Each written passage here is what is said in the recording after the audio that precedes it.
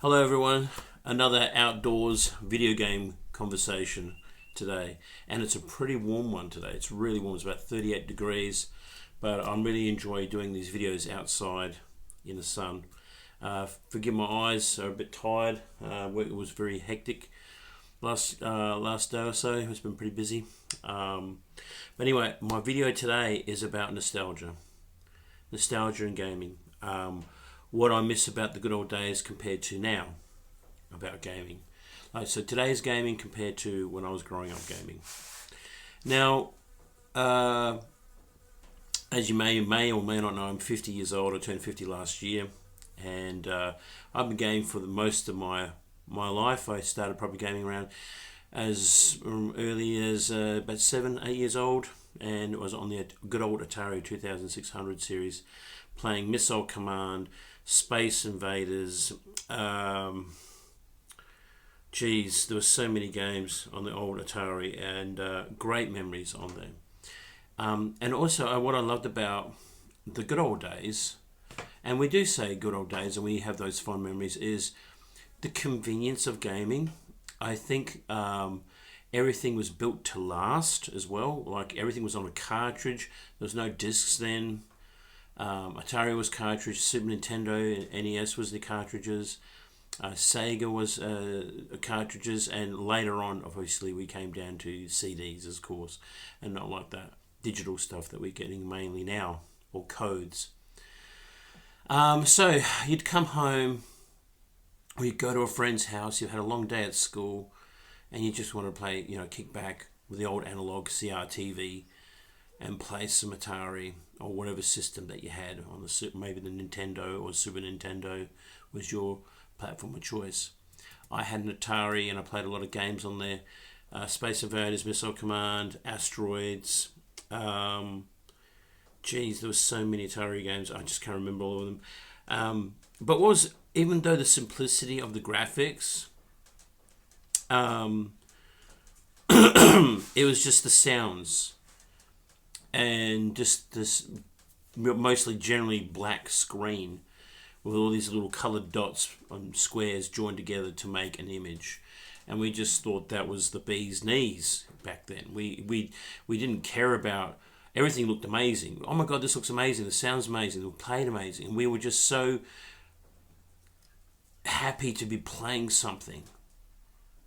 And I don't think we get that as much as we do nowadays. And it's a bit of a shame. Like back in the day when I was growing up, I was always so excited to play a new game. And I think there was also another thing. You'd get magazines, and there'll be newspaper articles in the magazines telling you of the new upcoming game. You wouldn't know anything about it, and there was all this great, beautiful artwork, and it looked amazing. And then, of course, when you got to play the game, it looked nothing like the artwork. But you didn't care. You just was like so enthralled and so excited to play something new and exciting. Even though the other artwork was basically a bit of a fib most of the time, saying this game would look like this, and it never did. But we didn't care. We honestly did not care. We just wanted to play something new with our friends. And that was another thing too, is you'd get on your bike, you'd ride your bike, or go to your friend's place, and they would have like the latest game, and you'd be spending hours on end trying to beat this game, or even spending the weekend over there playing these games and just trying to beat them. And it was always fun. You'd have like pizza and chips and snacks and just sit there for hours on end without a care in the world. But now I feel that games today, it's become so much of a business. And I know it was a business back then, but I just felt like it was still relatively new to everybody. And there was like this camaraderie with everyone. Everyone wanted to chip in and help each other with a guy, or there'll be like walkthroughs, and when you got stuck to a bit, you'd message your friend, hey, I'm stuck on this game here, you want to come over and help me? You would invite your friends over to help you beat the last boss on a certain game, or there might have been a challenging puzzle that you just couldn't wrap your head around, or maybe you had to wait a month before a magazine would come out with all the secret details of a secret level, or to help you out. But now all that's gone. Moment a game is now mentioned in the news or something. You have stories and information about the game before it's even properly released, on who's developing, who's working behind it, some screenshots, maybe even some possible gameplay and video play. And before this game even comes out, 9 times out of 10, a lot of people are trashing games. Like, it's completely the opposite of what it used to be like. I remember growing up, and there was obviously bad games, but we would not be picking on them as we do now. We would just pick on everything that we play and work on them and stuff like that. That's how I feel anyway. I feel that a lot of games get picked on and just torn to shreds, and a lot of it obviously is for clout. Like, 9 times out of 10, I feel like a lot of these people maybe play a couple of hours, or not even that, and then and make a review about it, or will follow suit due to another person or another YouTuber or someone like that saying about this game, and they'll do the same thing without actually properly playing the game. I've always come from this, and I always really firmly believe that you should always make your own mind up with things. You can take that information in, but always make your own mind up. Don't rely on others for your own gratification. Because there's been a lot of games where someone told me it was trash, it's not really that good, and I ended up playing it and really enjoying it. But that being said, I really feel that gaming now has become more negative than positives. And it's a shame. There's still good out there. Trust me, there's still good out there. But it's just so draining, if that makes sense. Like, gone are the days where you can just sit down and play with random people and just chill with some randoms and have a good old laugh. But, 9 times out of 10, you're going to be in a toxic lobby with anybody playing. And it's always competitive. It's never for fun anymore. Unless you're playing with friends, people that you personally know or known through the years while playing online gaming. Now it's hard to make new friends online. It's just really, really hard. And also the systems themselves. It's just costing an arm and a leg.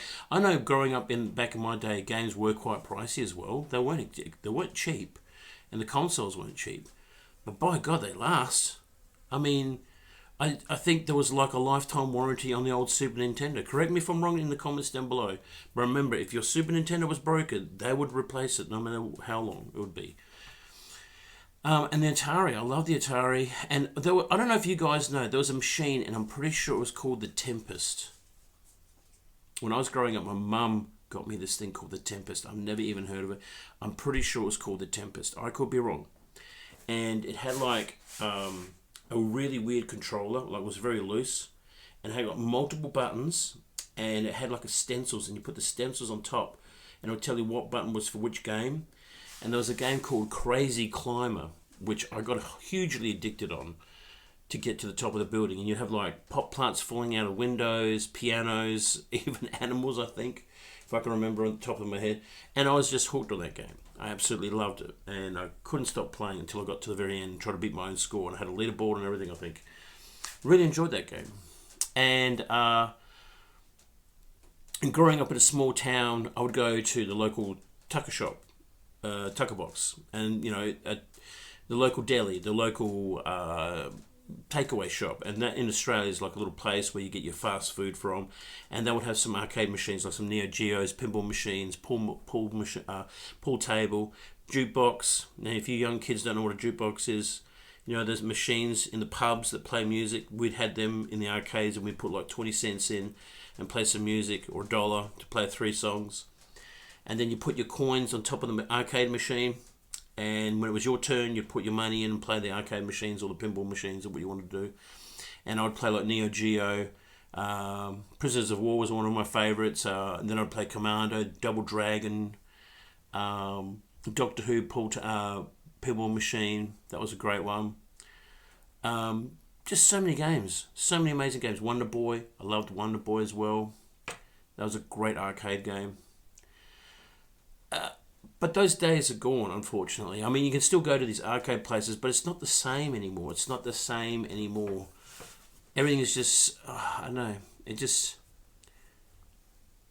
it's hard to explain.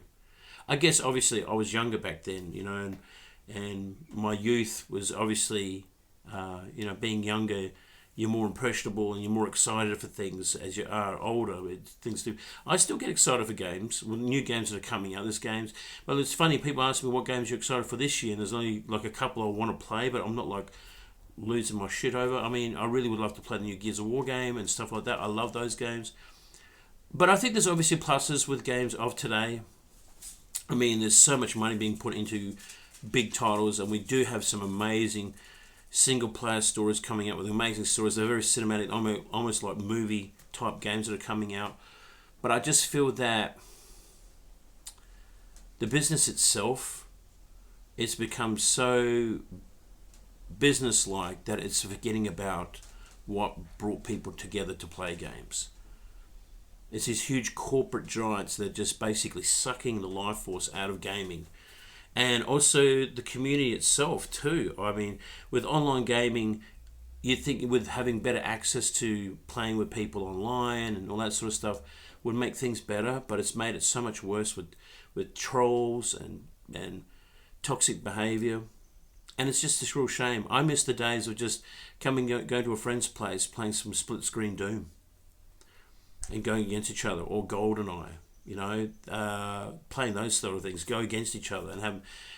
But yeah, you don't seem to get that anymore, and it's a real shame. But there is positives to, like I said, there is some positives to new gaming. Like I said, you're getting these amazing rich games with great detail, great stories, better graphics, obviously. But they're also costing an arm and a leg, costing a lot of money as well. But anyway, I just wanted to share this story with you about my thoughts about gaming as an older gamer today compared to when I was playing as a young person in the 80s. And do you have any stories as well? Do you have any nostalgia times that you remember, or fondly remember, of the good old days, and maybe you prefer gaming today? Maybe you like gaming today better than it was back then. I would like to know your thoughts on this. And comment down below and let me know. I'd love to hear your thoughts and things and stuff like that. But anyway, I really appreciate you guys watching these videos. It means a lot to me. I'm not doing any edits or anything really like that. I just want to express what's on my mind and say what's going through my head about these games and stuff like that. And just to share it with you. And I hope you really enjoy the videos. And if you do like these videos, please like and subscribe, and helps me out quite a bit. Anyway, until then, we'll see you on the next one. Bye for now.